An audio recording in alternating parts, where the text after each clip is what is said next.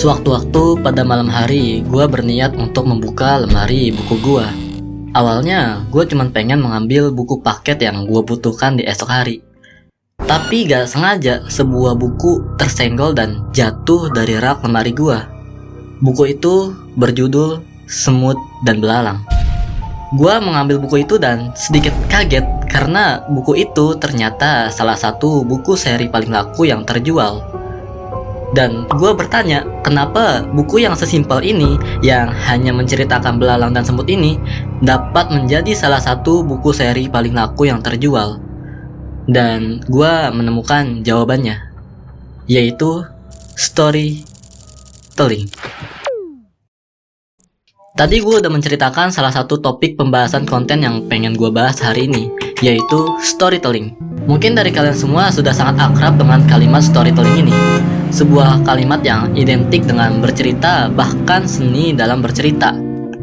Gua bukan orang yang jago bercerita, gua bukan orang yang jago berkomunikasi, gua bukan seorang orator yang kemana-mana berpidato. Namun di kehidupan gua masih tertera yang namanya storytelling. Kenapa?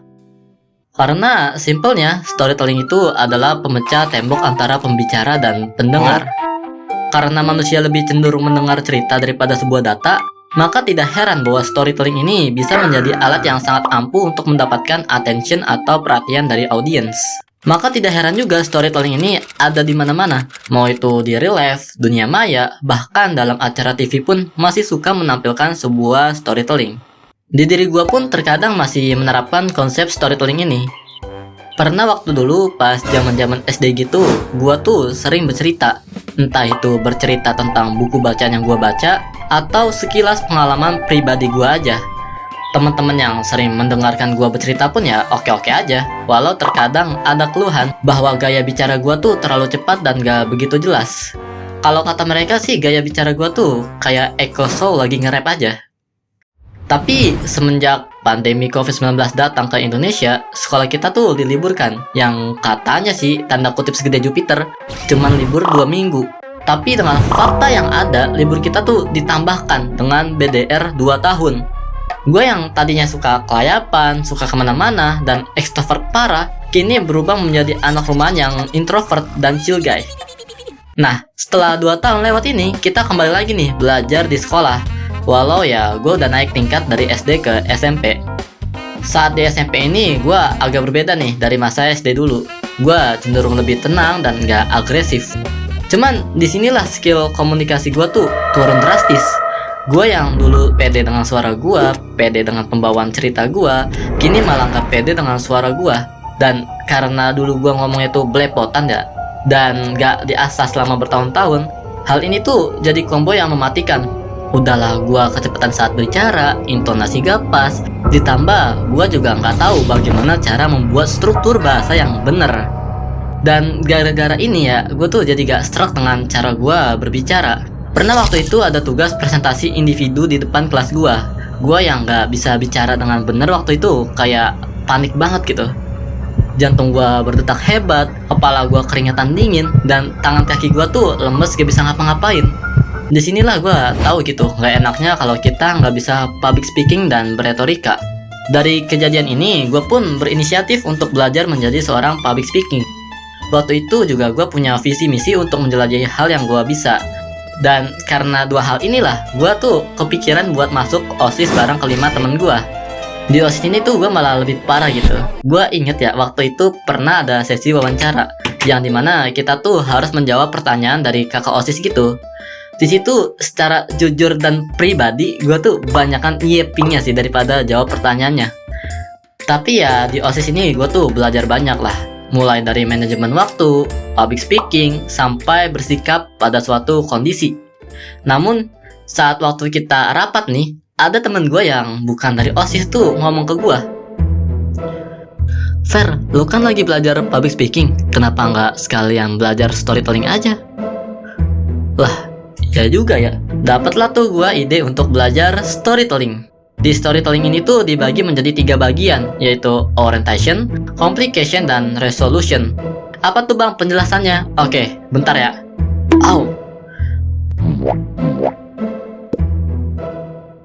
Jadi, orientasi ini adalah bagian perkenalan dari tema yang dibahas dan tokoh-tokoh yang ada di dalamnya, serta bagaimana kehidupan normal tokoh yang ada di dalam ceritanya. Ini tuh kayak normal dialog-nya gitu. Nah, masuk ke complication. Complication tuh adalah permasalahannya. Kenapa bang harus ada permasalahannya? Ya, biar cerita lu tuh gak boring dan datar aja gitu. Kan kalau datar-datar aja mah itu mah hidup lu. Terus, resolution atau bagaimana cara tokoh itu dapat menyelesaikan permasalahannya. Oke, karena kayaknya penjelasannya aja belum cukup, kita langsung ke contohnya. Misalnya seperti belalang dan semut ini. Dikisahkan dalam sebuah ekosistem ladang, hiduplah seekor belalang dan semut. Belalang itu sedang bernyanyi di atas pohon kecil di atas daun yang muda. 2, 3 kapal berlayar di samudra, ayo sahabatku kita bergembira. Tak lama kemudian datanglah seekor semut yang lagi membawa makanan yang begitu besar. 1, 2, 3. Belalang yang risih dengan suara gaduh itu pun mencari sumber suaranya dan bertemulah ia dengan seekor semut. Oke, stop dulu ya. Jadi, paragraf ini tuh disebut dengan orientation atau bahasa Indonesianya tuh orientasi. Lah, kenapa bisa disebut orientasi, Bang? Nah, ini lagi pengen gue bahas. Jadi, kenapa ini tuh disebut orientasi? Karena di teks ini tuh berisi pengenalan tokoh, latar belakang cerita, dan suasana cerita. Jadi, dengan teks ini, orang-orang tuh tahu apa yang lagi pengen lu ceritain. Oke, kita lanjut ke ceritanya. Setelah itu, bertemulah belalang dan seekor semut. Belalang pun bertanya kepada semut, semut, kamu sedang ngapain sih? Oh, belalang, ini aku sedang membawa makanan yang sangat besar. Untuk apa kamu membawa makanan yang besar ini? Oh, makanan yang besar ini. Makanan yang besar ini bakal aku simpan untuk musim dingin nanti. Kamu ini aneh ya, jelas-jelas kita ini baru awal musim panas, tapi kamu malah mempersiapkan persediaan makanan untuk musim dingin. Apa engkau sudah sedikit gak waras? Aku nggak gila kok belalang, dan apa yang kamu katakan itu benar. Kita baru berada di awal musim panas. Tapi bukan karena kita berada di awal musim panas, kita malah lalai terhadap masa yang akan datang. Bisa aja musim dingin tahun ini akan datang lebih cepat. Jadi daripada kamu malas-malasan seperti itu, mending kamu ikut aku deh untuk mempersiapkan pasokan makanan untuk musim dingin. Ngapain aku ikut kamu yang sok rajin itu? Toh juga musim dingin masih lama lagi. Perkataan belalang yang tegas itu mengakhiri percakapan mereka. Tidak lama kemudian, sebuah gunung yang ada di seberang pulau meletus. Dan asapnya menutupi sinar matahari yang mengakibatkan terjadinya musim dingin. Belalang pun yang panik bergegas mencari persediaan makanan. Namun, naasnya, semua makanan di ladang itu tidak ada yang tersisa. Akhirnya, belalang pun terjatuh di antara tumpukan salju. Tolong. Oke, ini tuh disebut dengan complication atau bahasa Indonesia itu permasalahan. Mungkin di antara kalian bertanya, Bang, kenapa harus ada permasalahannya? Kan enak kalau nggak ada permasalahannya gitu. Mungkin bisa happy ending. Nah, justru di situ letak serunya. Jadi, karena ada permasalahannya, audiens tuh lebih tertarik untuk mengikuti alurnya. Kebayang nggak kalau misalnya sebuah alur tuh lempeng-lempeng aja, tanpa ada permasalahan dan complication? Pasti gak seru kan? Masa kalian mau nonton normal the life sih? Dan complication ini dibagi menjadi beberapa bagian, yaitu complication awal, complication berkembang, dan complication klimaks atau puncak. Oke, kita lanjut lagi ke ceritanya. Namun, saat ia terjatuh, semut yang ia hina kemarin datang menyelamatkannya. Pada akhirnya, belalang pun meminta maaf kepada semut karena telah menanggapi remeh perkataan semut pada waktu itu. Nah, ini resolutionnya atau pemecahan permasalahannya. Seru kan kalau dengar cerita kayak gini, kayak enjoy aja gitu rasanya. Padahal mah yang pengen disampaikan dalam cerita belalang dan semut tuh simple banget, yaitu jangan bermalas-malasan. Sebenarnya nggak gini doang sih, artinya masih banyak lagi.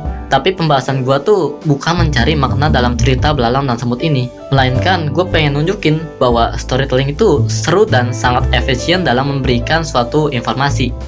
Coba andaikan kalau lu lagi bicara di depan umum gitu, terus lu tuh bicaranya formal banget, pasti audiens bakal ogah untuk dengerin lu kan.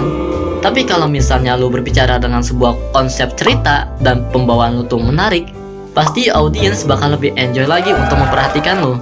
Nah, ini yang lagi gua pelajarin saat ini. Jadi saat temen gua berkata, "Fer, lu gak sekalian belajar storytelling?" Nah, disitulah gua mulai belajar storytelling ini. Dan hasilnya menurut gua sangat memuaskan. Walau gua belum sepenuhnya bisa menjadi seorang storyteller.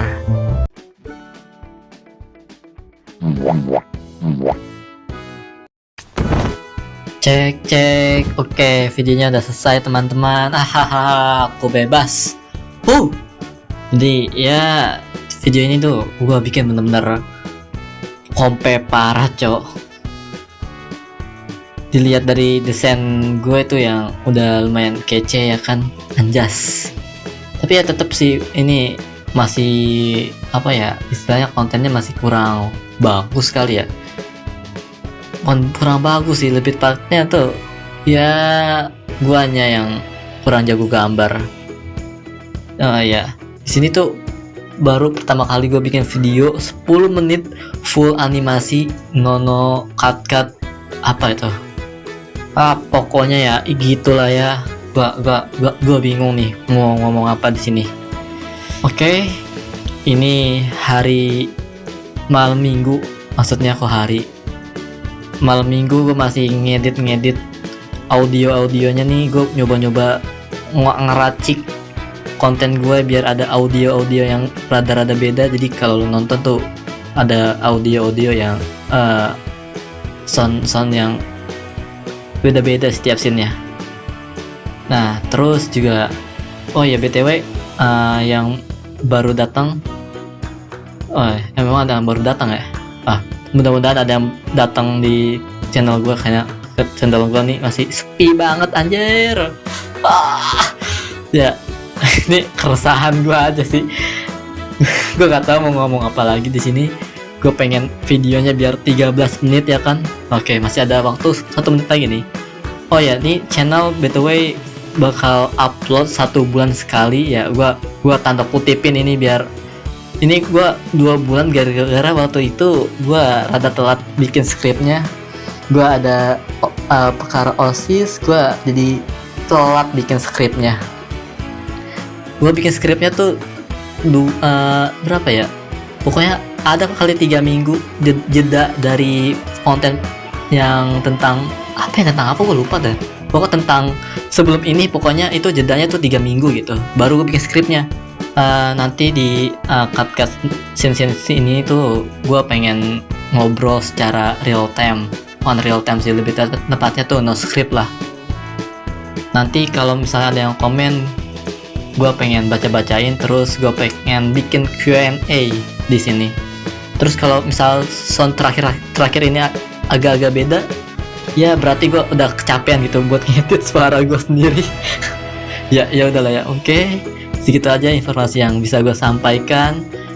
Selamat bertemu lagi di konten berikutnya di bulan depan. Oh ya, by the way, kayak bulan besok gue bikin kontennya tuh agak lebih sedikit kurang dari 8 menit kayaknya. Soalnya gue pengen ujian coy, ujian ujian akhir semester ganjil pokoknya. Terus gue juga pengen siapin TKA ya kan, karena nih ada TKA tiba-tiba ya, gue pengen ngurus gitu dulu. Terus sama gue pengen sartijab OSIS. Jadi ya berarti ya minggu besok konten besok ya lebih pendek lah ya. Ini demi selamatin jiwa raga gue ya, biar gak sakit tipes gitu, jangan sampai lah ya. Oke, see you, goodbye, next video, bye bye semuanya. Jangan lupa komennya, nanti gue bakal Q&A di akhir-akhir ini.